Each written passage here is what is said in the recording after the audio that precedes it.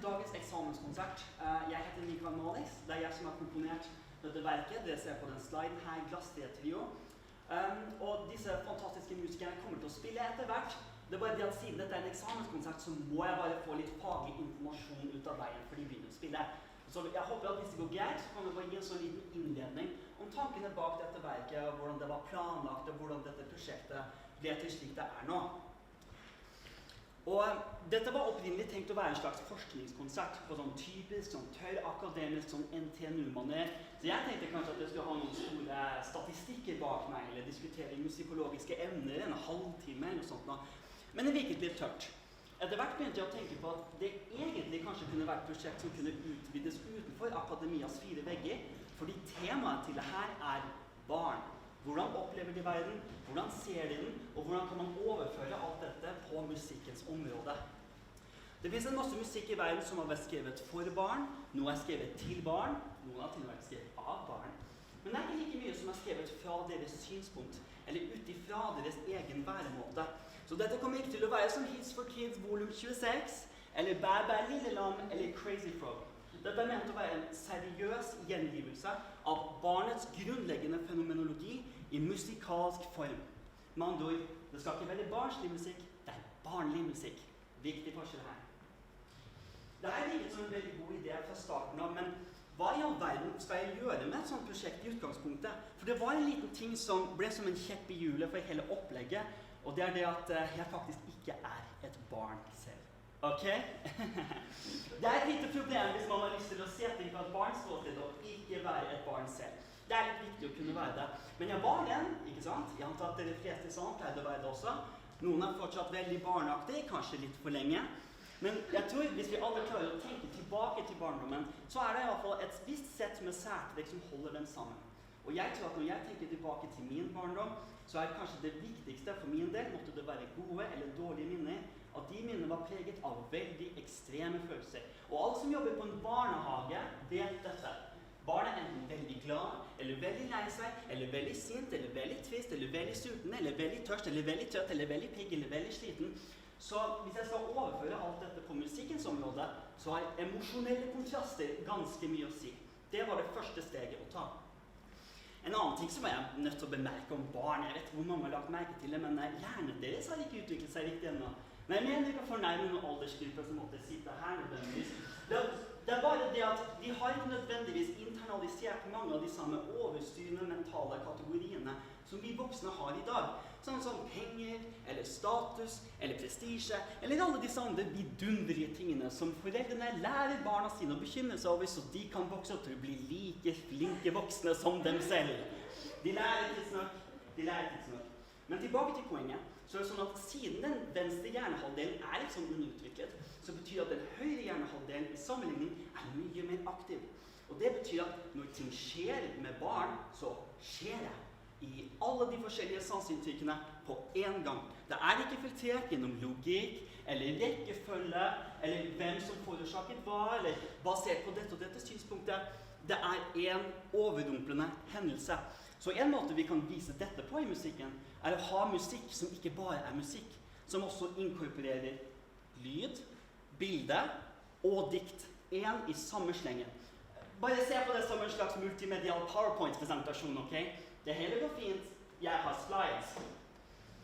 Så dette virker som en veldig søt idé da, men hvordan i all verden skal jeg finne tak i noe dikt eller tegninger for alt dette? Det finnes jo så mange i verden. Vi har jo Picasso for eksempel. Han prøvde å etterligne barnas måte å tegne på, og han gjorde det ikke så veldig bra, vil jeg si. Og slik jeg ser det, så er det ikke barnetegninger som ser ut som Picasso, det er Picasso som ser ut som barnetegninger. Så et sted å begynne var kanskje å se til at jeg har et veldig godt forhold til en veldig intelligent, oppegående dame som faktisk har gått her på NTNU et par ganger. Hun har en doktorgrad herfra. Hun heter for Martha Skogen. Hun er en amerikanskfødt, veldig talentfull og intelligent designer og poet. Og for ikke så lenge siden så ga hun ut en veldig interessant bok som heter for The Glass Tree. Dette er ikke en plug-in, det er bare fordi det var inspirasjon til musikken, så slapp av. The Glass Tree er et prosjekt hvor hun i Trondheim International School faktisk tok en gjeng med mange forskjellige barn fra forskjellige trinn og samlet dem rundt ved et bord og fikk dem til å lage tegninger basert på diktene som hun hadde skrevet. Så dette en bok litt sånn utenom det vanlige. Og det som gjorde den boka så bra, at den også ga ikke bare en titel til verket, men også en struktur. Boka har 3 deler. Roots, Trunk og Branches. Og for hver av disse 3 delene har jeg skrevet 3 deler til.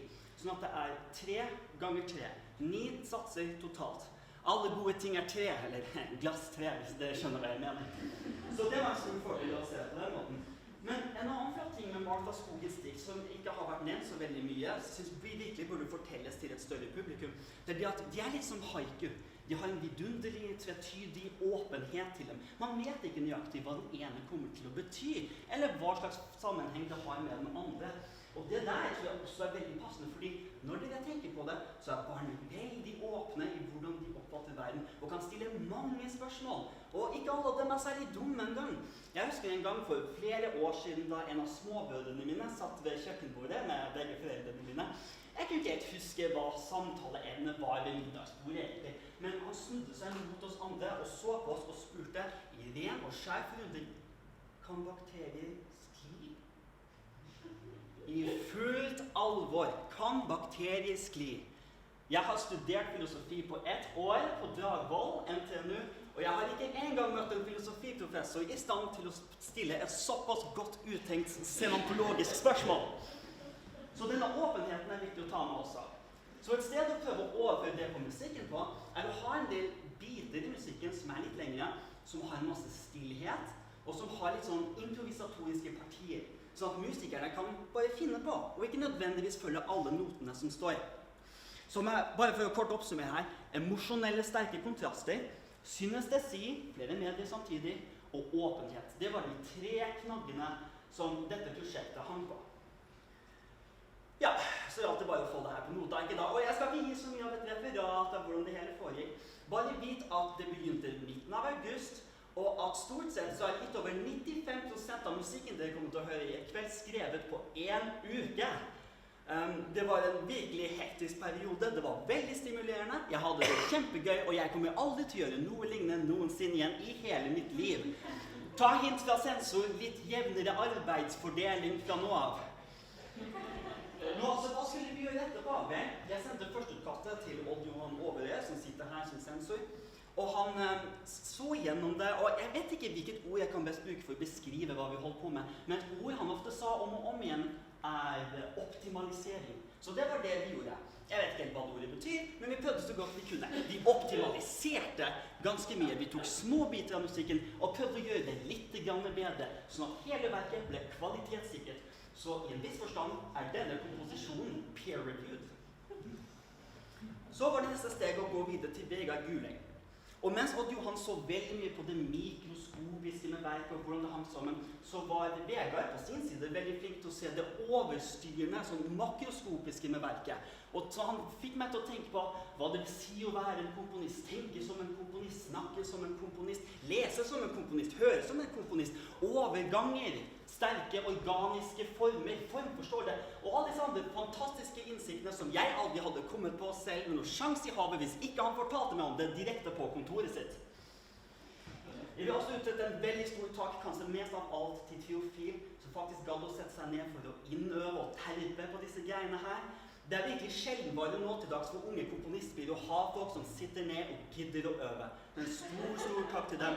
Jeg vet ikke om perfekte fremførelse av musikk egentlig eksisterer, men med tanke på visjonen som jeg hadde for musikken, kan jeg bare tilføye til dere i salen at de har kommet veldig, veldig nære. Så ikke noe press på dem, man gjør. Ikke noe press på dem. Det er en stor fryd faktisk når man skriver egen musikk og har en masse musikere sitte og øve på musikken for deg, til du til slutt innser at du er totalt unødvendig for en god tolkning. Eller for å si det på en annen måte, disse gutta er veldig flinke. Hvis det er noe i musikken dere ikke liker, så er det i hvert fall ikke dem dere skal klandre. Så med det så sier jeg bare tusen takk for at jeg fikk ha en liten sånn innledning her, men vi går på konservatoriet her tross alt, og da er det ikke tankene som teller, det er musikken. Så hvis det var noen her som ikke var interessert i en eneste ting jeg sa, bare slapp av, len dere tilbake, hør på musikken, les diktene, se på de nydelige barnetegningene, kanskje alle 3 samtidig for de mer vågale blant oss, og nyt konsertprogrammet. Takk for meg.